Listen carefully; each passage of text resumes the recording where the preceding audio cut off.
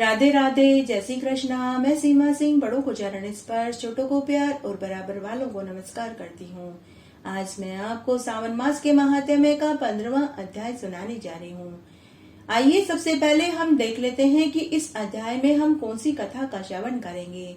सावन मास की इस अध्याय में हम सुपोदन व्रत का महात्म्य सुनेंगे। साथ ही सावन मास में सुपोदन व्रत कब और किस दिन किया जाता है, इस व्रत को करने से क्या फल मिलता है और इस व्रत की क्या कथा है वह भी सुनेंगे।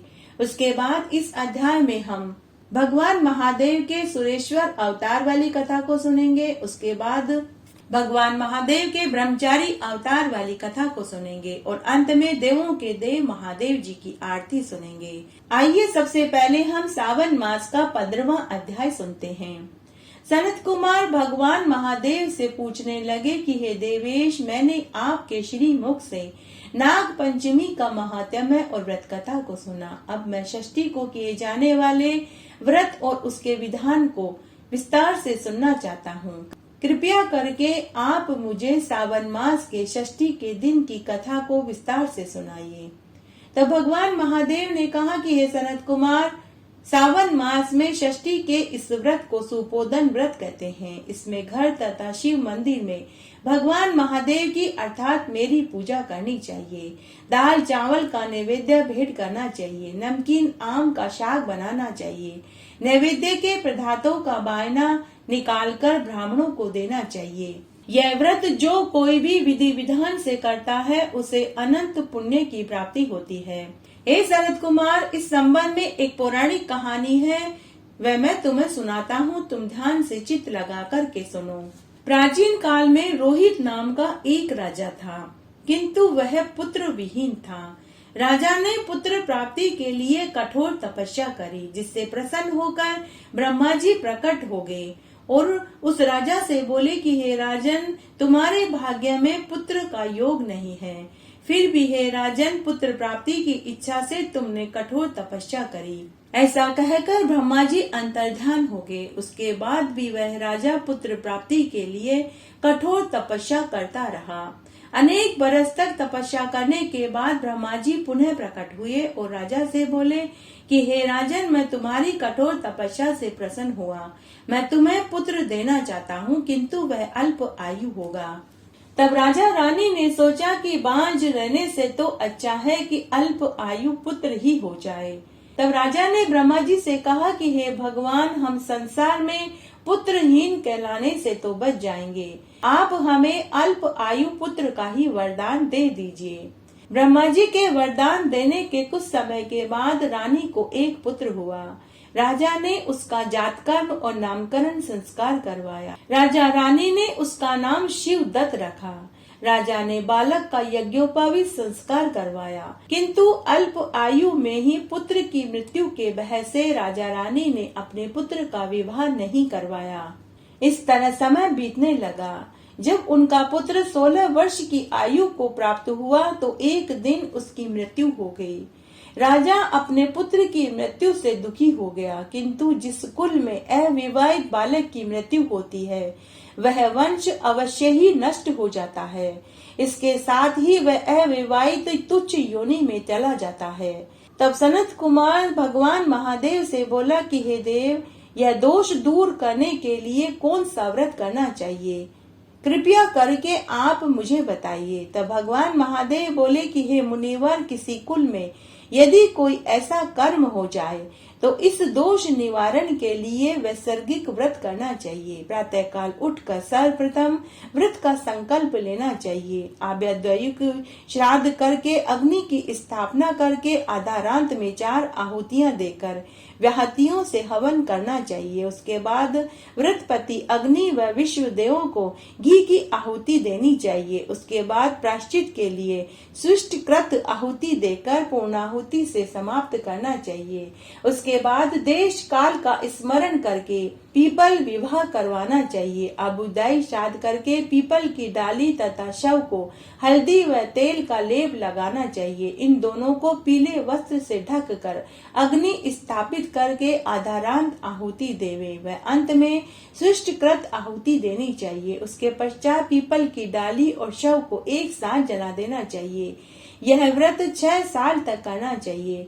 30 ब्रह्मचारियों को नए कोपीन, काले रंग की मृगशाला, खड़ाऊ, छतरी, माला, गोपी चंदन व अलंकार देना चाहिए।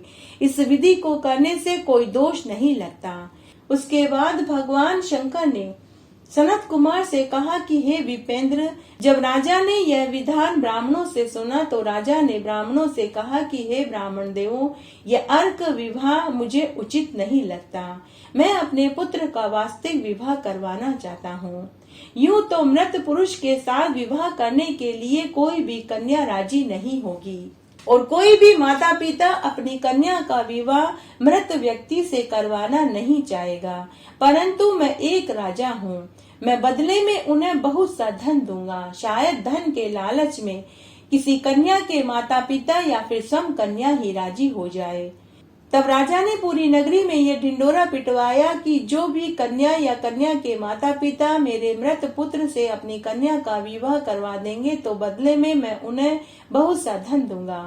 उस नगर में एक ब्राह्मण रहता था जो परदेश कमाने गया हुआ था। उस ब्राह्मण की पहली पत्नी मर चुकी थी, जिससे एक कन्या पैदा हुई। उस ब्राह्मण ने दूसरा विवाह कर लिया था। वह सोतन बड़ी ही दुष्ट थी। जब उस सोतन ने राजा के आदेश को सुना तो उसने धन के लालच में अपनी सोतन की लड़की का विवाह मृत राजकुमार के साथ करवा दिया। सब लोग उस कन्या को लेकर नदी के किनारे शमशान वाली भूमि पर चले गए। उस कन्या का विवाह शव के साथ करा दिया। उसके बाद जब वे लोग शव को जलाने लगे तो कन्या बोली कि आप लोग ये क्या कर रहे हो। यह सुनकर लोग दुखी मन से कहने लगे कि पुत्री, तुम्हारा पति पहले ही मर गया था, अब हम इसे जला रहे हैं। तो वह कन्या बाल सुलभ स्वभाववश रोती हुई बोली कि तुम मेरे पति को मत जलाओ, मैं इसे जलाने नहीं दूंगी। आप लोग यहाँ से चले जाओ, मैं यहाँ शमशान में अकेले ही अपने पति के साथ रहूंगी। जब मेरे पति उठेंगे तो उनके साथ ही घर आऊंगी। इस प्रकार से कन्या का हठ देखकर सभी लोगों को उसके ऊपर दया आ गई। सभी उसके ऊपर तरस करने लगे। तब सभी लोग आपस में कहने लगे कि किसी के भविष्य के विषय में कुछ नहीं कहा जा सकता। न जाने दीन दयाल भगवान इस कन्या के साथ क्या करेंगे। यह बेसहारा कन्या सोतन की ईर्ष्या के कारण दूसरी माता के द्वारा बेच दी गई।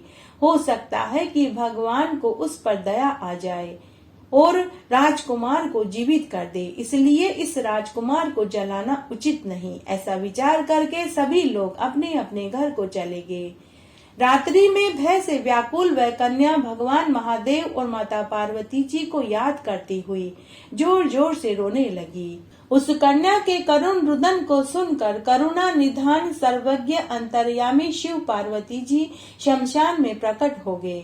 नंदी पर सवार शिव पार्वती को देखकर कन्या ने उन्हें प्रणाम किया और प्रार्थना करने लगी कि हे माते, मेरे पति को जीवित कर दीजिए। भोली भाली कन्या के दीनहीन वचन सुनकर भगवान महादेव और माता पार्वती जी को भी उसके ऊपर दया आ गई और माता पार्वती जी और महादेव जी कहने लगे कि हे कन्या, तुम्हारी माता ने सावन मास में सुपोदन व्रत किया था, इसलिए तुम हाथ में तिल और जल लेकर संकल्प भर कर अपने पति को उस व्रत का पुण्य सौंप दो और कहो कि मेरी माता ने जो सुपोदन व्रत किया था उस व्रत के प्रभाव से मेरा पति जीवित हो जाए।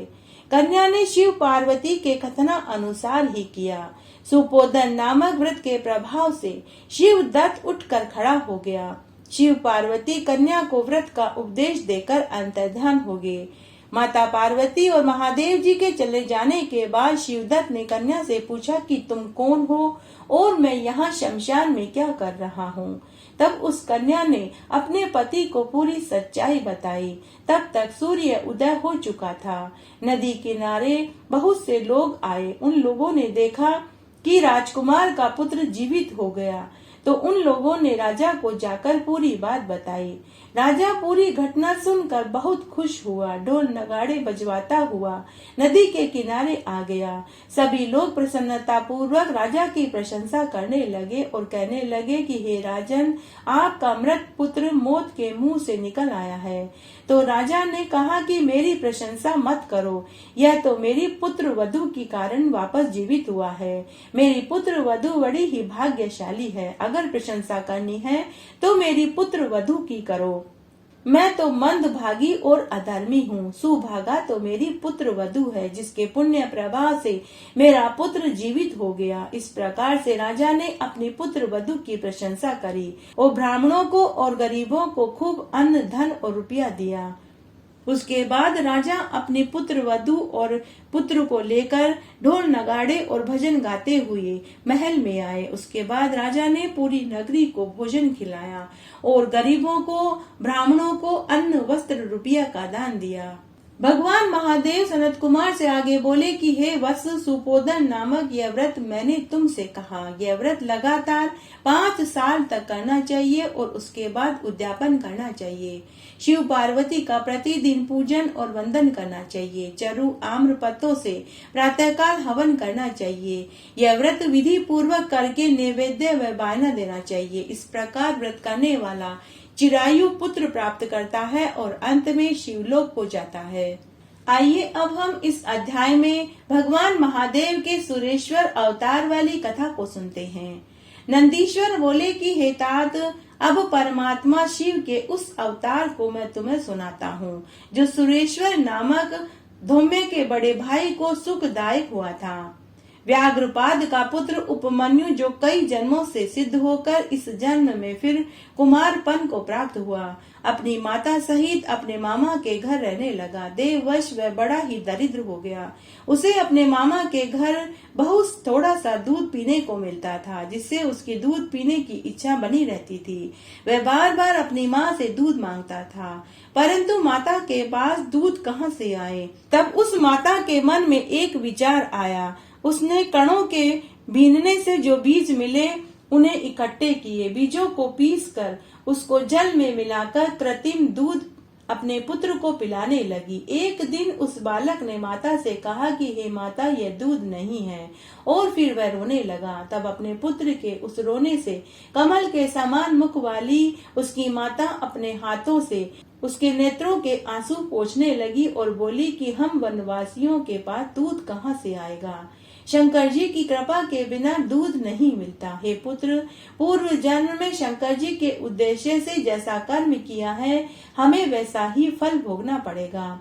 तब अपनी माता के वचनों को सुनकर मातृ वत्सल तथा शोकाकुल व्याघ्रपाद का पुत्र बोला कि माँ, शोक मत करो। यदि भगवान शंकर कल्याण करने वाले हैं तो वे ही कल्याण करेंगे। यदि महादेव जी कहीं हैं तो शीघ्र ही या देर से ही देंगे, लेकिन हमें दूध जरूर देंगे। मैं उनकी कृपा के लिए तपस्या करूंगा। ऐसा कहकर वह बालक अपनी माता को प्रणाम कर विदा हो तपस्या करने के लिए चला गया। उसने हिमालय पर जाकर ओम नमः शिवाय इस पंचाक्षरी मंत्र को जपते हुए महादेव जी की तपस्या करने लगा। महात्मा बालक उपमन्यु के तप से सचराचर भुवन प्रदीप्त हो गए। भगवान शंकर इंद्र का और पार्वती इंद्राणी का रूप धारण कर नाड़िये के स्थान से ऐरावत हाथी का रूप धारण कर उस पर बैठकर बालक के पास आए और बोले कि मैं तुम्हारी तपस्या से प्रसन्न हूँ, तो इच्छित वर मांगो। बालक ने कहा कि मैं शंकर भगवान की भक्ति मांगता हूँ। इंद्र रूप में शंकर भगवान ने कहा कि क्या तुम देवताओं के स्वामी इंद्र को नहीं जानते? मैं वही इंद्र हूँ। रुद्र को त्याग कर तुम मेरी पूजा करो। यदि निर्गुण रुद्र को पूजोगे तो देव जाति से निकाल कर पिशाच बना दिए जाओगे। यह सुन मुनि पुत्र ने अपने धर्म में विघ्न समझा। वह फिर से पंचाक्षरी मंत्र का जाप करने लगा। उसने इंद्र से कहा कि शंकर जी पिशाच कैसे हैं? उन्हीं से ब्रह्मा विष्णु पैदा हुए हैं। प्रकृति से परे उन देवेश्वर रुद्र को तुम नहीं जानते। हे इंद्रदेव, तुम चले जाओ यहाँ से।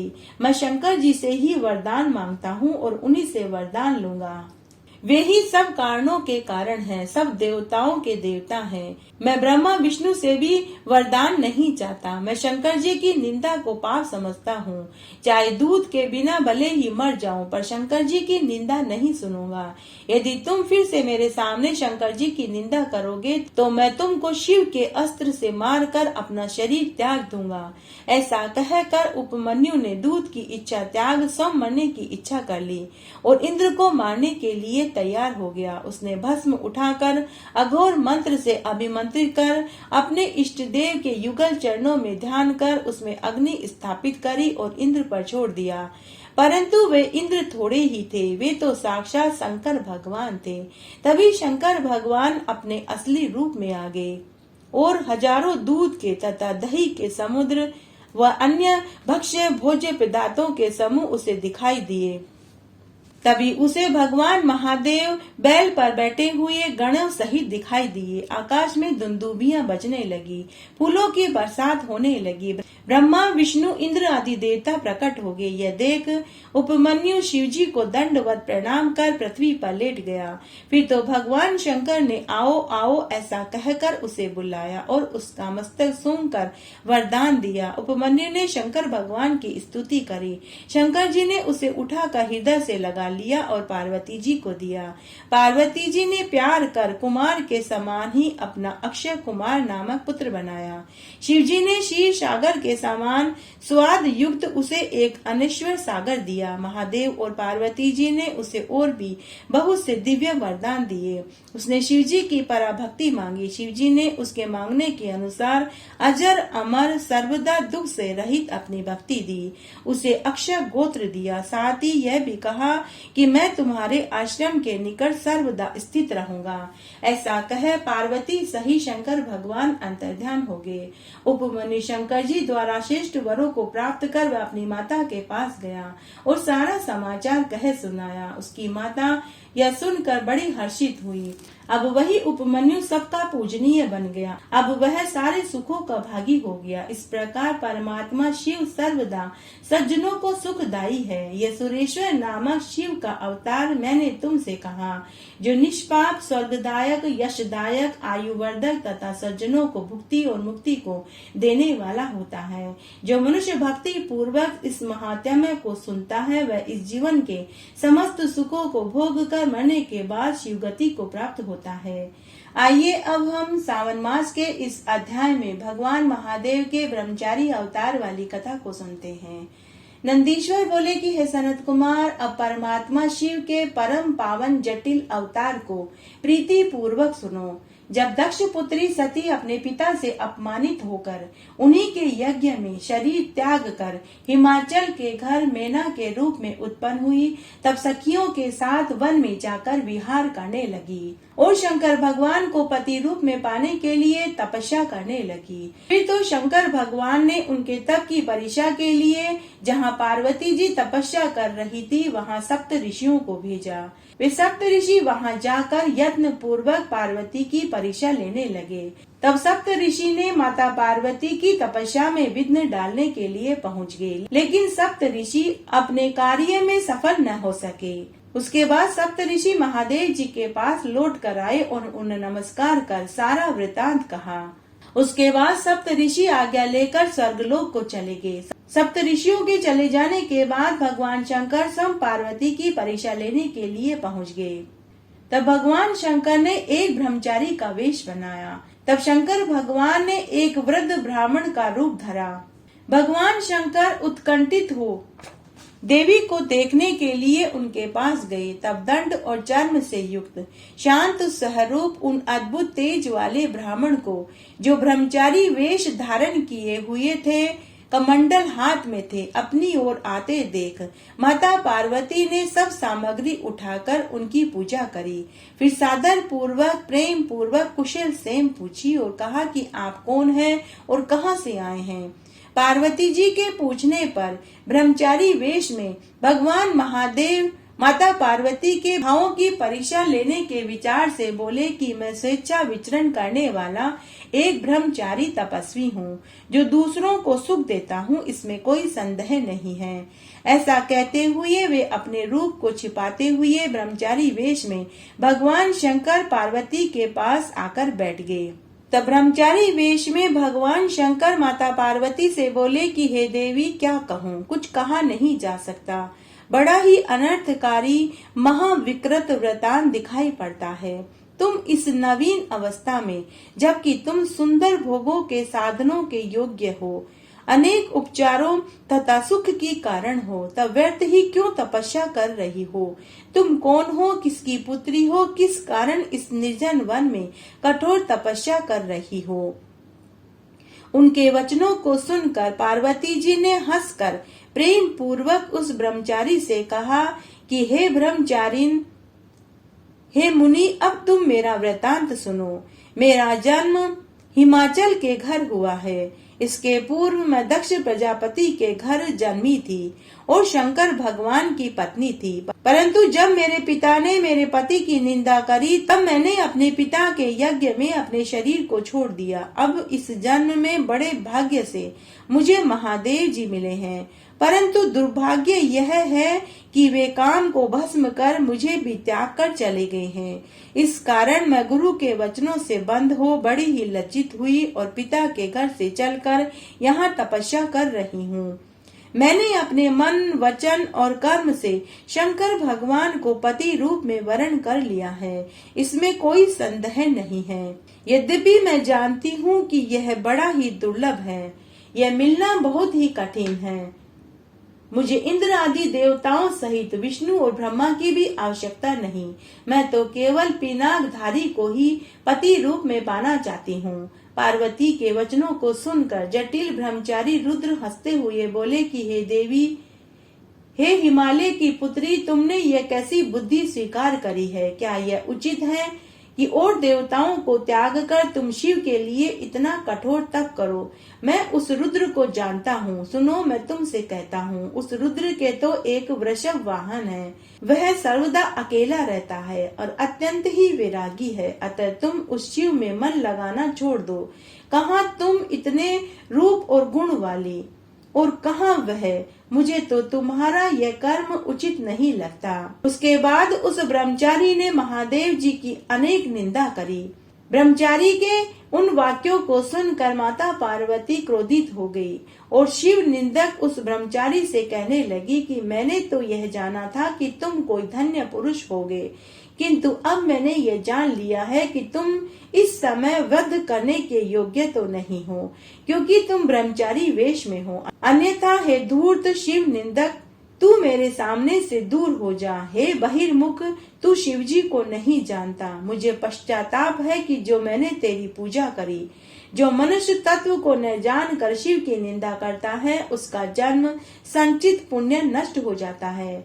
शिव जी के द्वेषी का स्पर्श करने से प्रायश्चित करना चाहिए। हे दुष्ट, तूने जो ये कहा है कि मैं शंकर जी को जानता हूँ, तो तू परम प्रभु शिव जी को निश्चय ही नहीं जानता। माया से अनेक रूपधारी शंकर चाहे जैसे कैसे भी हों, किंतु वे मनोरथों को देने वाले, मुक्ति और भुक्ति को देने वाले हैं। ऐसा कहकर देवी पार्वती ने शिव तत्व का वर्णन कर अविनाशी शिव जी की प्रशंसा करी। माता पार्वती के उन वचनों को सुनकर ब्रह्मचारी ब्राह्मण जैसे ही उत्तर देने को तैयार हुआ, त्यों ही माता पार्वती ने अपनी सखी विजया से कहा कि हे सखी, यह ब्राह्मण धम फिर कुछ कहना चाहता है, अतः इसको मना करो, अन्यथा यह अवश्य ही शिव जी की निंदा करेगा।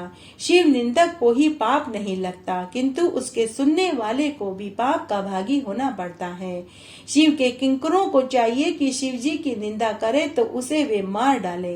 यदि ब्राह्मण हो तो छोड़ दे, अथवा स्वयं ही उस स्थान से चले जावे। यह दुष्ट फिर शिव जी की निंदा करेगा, और यह ब्राह्मण है, इसलिए हम इसे मार भी नहीं सकते। अतः यह सर्वदा ही त्याज्य के योग्य है। मैं इस स्थान को छोड़कर शीघ्र ही अन्यत्र चली जाऊंगी। जिससे कि मुझे इस मूर्ख के साथ बातचीत न करनी पड़े। हे मुनीश्वर, पार्वती ने यह कहकर जो ही चलने को अपना चरण उठाया, त्यों ही साक्षात शिवजी ने उनका हाथ पकड़ लिया। फिर पार्वती जी जिस रूप में उनका ध्यान करती थी, वैसा ही दिव्य रूप धारण कर महादेव जी ने पार्वती जी को दर्शन दिया। महादेव जी ने पार्वती जी से कहा कि हे शिवे, हे अनेदे, तुम कहाँ जाती हो? मैं तुमको नहीं त्याग सकता। यह तो मैंने तुम्हारी दृढ़ भक्ति की परीक्षा ली है और इसीलिए मैंने यह ब्रह्मचारी का वेश बनाया है। जो इच्छा हो वह वरदान मांगो। आज से मैं तेरे तप से तेरा दास हुआ। तुम्हारी सुंदरता को देखे बिना मुझे एक क्षण एक युग प्रतीत हो रहा था। हे प्रिय, अब लज्जा त्याग दो, क्योंकि तुम ही मेरी पत्नी हो और तुम ही मेरी पत्नी रहोगी। मैं तुम्हारे साथ शीघ्र ही कैलाश पर चलता हूँ। जब महादेव जी ने पार्वती जी को ऐसे वचन कहे तो माता पार्वती जी अपनी कठोर तपस्या का सारा दुख भूल गई और शिव जी के उस दिव्य रूप को देखकर लज्जा से मुंह नीचे करके खड़ी हो गई और बोली कि हे देवेश, यदि आप मुझसे प्रसन्न हैं, मुझ पर कृपालु है, तो मेरे पति हो जाइए। मैं आपको पति रूप में पाना चाहती हूँ। फिर तो शिव जी ने सविधि पार्वती जी के साथ पाणी ग्रहण संस्कार कर लिया और उसे लेकर कैलाश पर आ गए। इस प्रकार शिव के ब्रह्मचारी अवतार का यह मैंने तुमसे वर्णन किया। जो इस पाप रहित कथा को सह प्रेम सुनता है, वह सुखी होकर उत्तम गति को प्राप्त होता है। इस तरह हमने शिव जी के 84 अवतारों में से एक कथा यह सुनी। सावन मास के महात्म्य और कथा कहानियों को सुनने के बाद में देवों के देव महादेव जी की आरती जरूर सुननी चाहिए, तभी सावन मास के महात्म्य और कथा कहानियों को सुनने का फल मिलता है। आइए अब हम महादेव जी की आरती सुनते हैं। ओम जय शिव ओंकारा, स्वामी हर शिव ओंकारा, ब्रह्मा विष्णु सदा शिव अर्धांगीधारा।